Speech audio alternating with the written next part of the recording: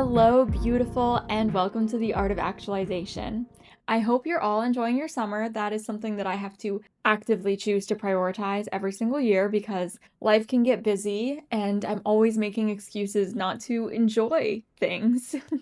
But I finally made it to the beach because I just finally reminded myself that we really only get so many summers and even fewer with the young bodies we have today, you know. In every decade of our life, we only get 10 summers, 10 summers in your 20s, 10 in your 30s, and so on. So I did finally force myself out to the beach and it was delightful, beautiful. If you live anywhere near a beach, please don't forget to go while the weather is right. You really deserve a beach day. You deserve that peace. But priorities are actually what I wanted to talk to you about today because I think it gets pretty messy and confusing. The word priority actually used to only exist as a singular noun. But these days, it's not only plural, but it can often refer to a really long list of things whose importance all overlap with each other. And this means that the idea of getting our priorities straight is usually a lot less simple than it sounds. Surely, I do not have all of the answers to solve this problem. I mean, unfortunately, right? Wouldn't that be nice? But I do have many thoughts and sort of a system that I use myself since I'm so type A and I love to have that structure. And I'm going to share all of that with you, and I hope that you'll share your thoughts with me in return. What I hear a lot is that you can have it all, just not all at once. Or similarly, you can do anything, but not everything. And to some extent, that wisdom does hold true. Your priorities are going to shift throughout the phases of your life, even throughout the year. And anyone whose industry has a busy season knows that. During that time of year, work climbs all the way up on your priority list, and you don't give the same time and energy to the other important areas of your life that you would in your slow season. But that's largely because you know that that workload is going to drop back down in just a few months, and you'll be able to focus on the other things that matter to you once again. And that's why I find reevaluating your priorities regularly extremely helpful. If you do work in an industry with a busy season, you might not have to actively think through shifting your priorities around every year. After 1 or 2 years, it probably becomes second nature. But our natural ability to make a habit of our priorities is also what can get us stuck when we want to move into a new season of our lives. We might really need to sit ourselves down, create a plan, and even build a visual representation of our priorities so that we can remind ourselves of that shift until new priorities become habitual. And it might sound silly to you when I say you should create a visual guide to your priorities because it seems to us that priorities should come naturally. But what actually comes naturally to us as humans is the path of least resistance. And that rarely aligns with what will get you to your goals and make you the person that you want to be. Unless, of course, the person that you want to be and the life you want to have in 5 years happens to be exactly who you are today. But for most of us, especially here on this podcast, we want to grow and become better versions of ourselves in the future. So we're going to be shifting our priorities and behaviors as we manifest those changes. I've personally been reevaluating my priorities every year because I'm in a really high change time of my life. And I've gotten a bit of experience with that evaluation process because that I'm doing it so often. And I'll usually start by making a list of things I think should be priorities. And that list is usually so much longer than I care to admit. And if you make a list like this right now, I think you'll probably find the same is true for you. We want to prioritize our family, our friendships, our career, our creative projects. We have all these little passions that we want to prioritize, and it gets to be a lot. And this process can be really painful because you think of yourself as a family first kind of person, but when you look into this, you realize you're making decisions that put your career first. And that benefits your family too, sure, but you might think I'm not a selfish person, but when you look at your priorities, you are prioritizing your own health or your own joy over your friendships. As you should, frankly, in my opinion, but we are going to touch on that a little bit later. When you start putting these things down on paper and trying to organize them, it can feel overwhelming and it can feel even more like it's a threat to your identity, to your sense of self and who you believe that you are. And that can make it so much harder than it seems like it should be. Personally, I have a lot going on right now. I'm in school. I need to build a new source of income. I want to build stronger ties to community.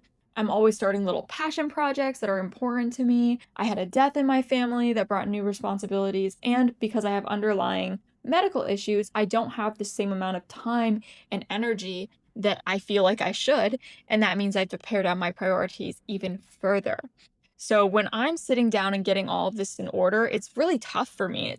And I think even though I feel like I have all these extenuating circumstances, it's actually really hard for all of us to get our priorities in order. And I'm not special. And you're probably not that special either in this way. I didn't want to think about how I could make it all work when I was first looking at it because it felt so impossible.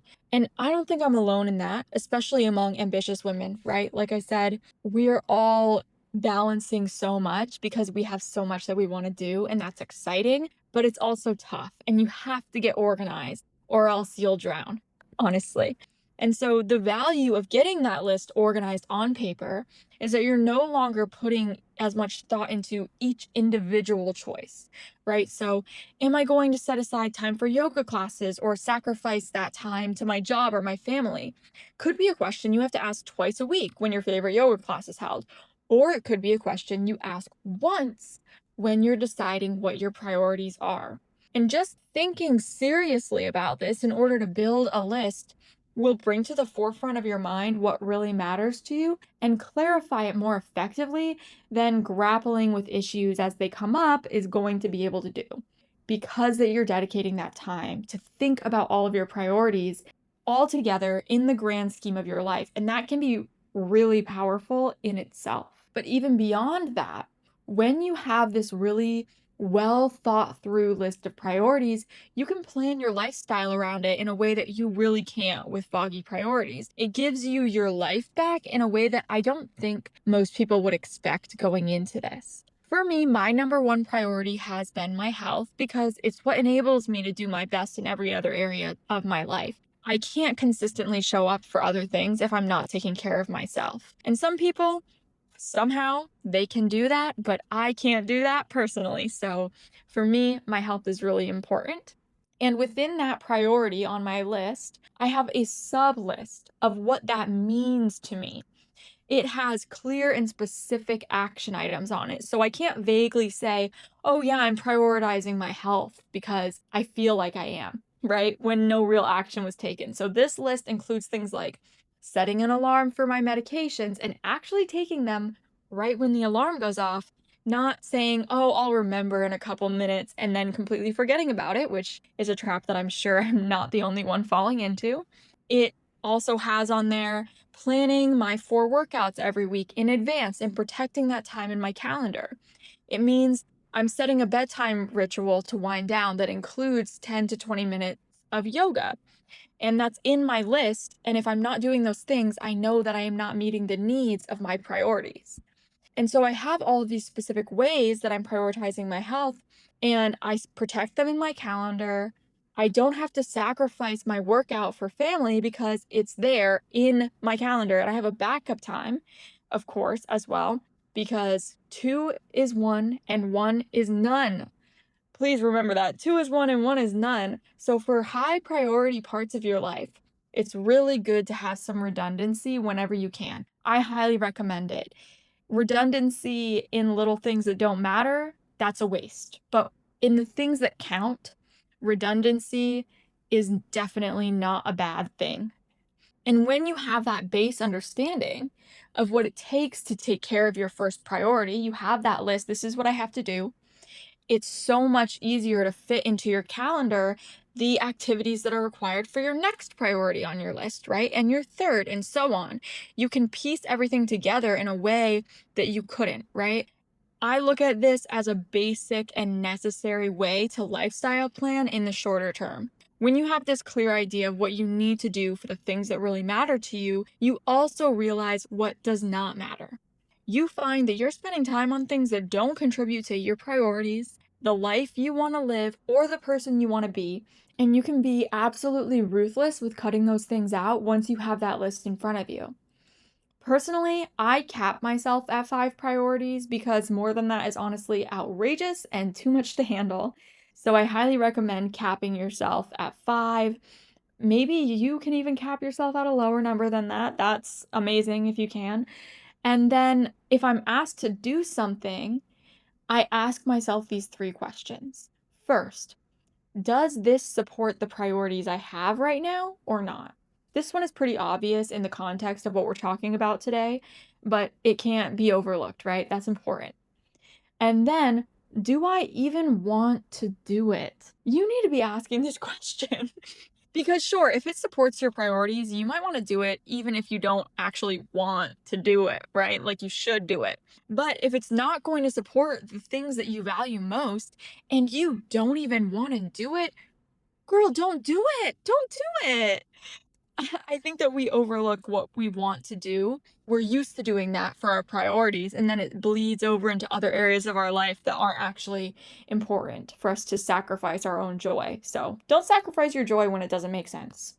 Finally, do I have the extra time and energy after completing the things my priorities require me to do this?